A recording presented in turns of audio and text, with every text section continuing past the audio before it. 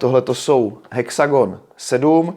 Hexagon, jak už kdo mě sledujete, tak víte, Canyon má takovou řadu nabíječek, například tady ten stojánek, nebo samostatné nabíječky s tím motivem hexagonu, takže nevyhli se tomu ani sluchátka.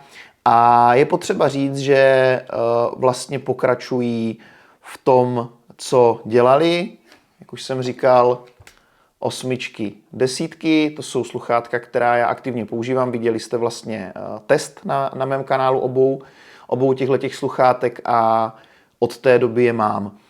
Tady ty 10, ty jsou spíš jako reální předchůdce, protože ty mají ANCčko, noise cancelling, a ty používám na cyklotrenažéru. Samozřejmě u sluchátek téhleté cenové kategorie se nebavíme o ANCčku, které by bylo vyloženě srovnatelné třeba s AirPody, protože to je jako opravdu jako jiná cenová kategorie.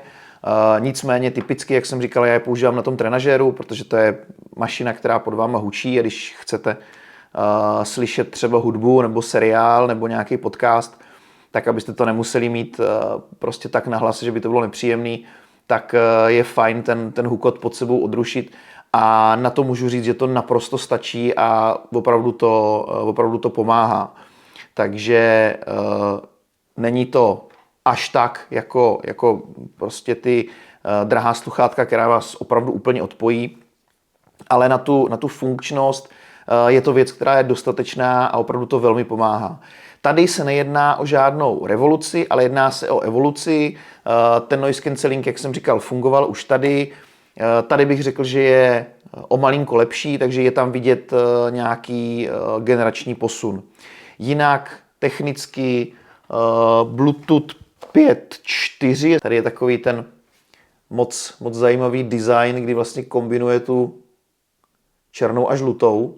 To záleží, jak moc máte rádi jakoby nápadná sluchátka, jo? Protože samozřejmě ten žlutý kousek tam jako je vidět. Já bych řekl, že to není extrémně nápadný, ale ten design je opravdu povedený v kombinaci s tím hexagonem. Další věc, která je jakoby evoluční, tak je to, že krabička má bezdrátové nabíjení.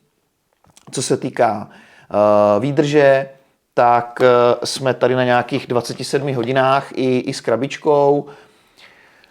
Pokud se bavíme o samostatném použití, tak je to nějakých 6,5 hodiny.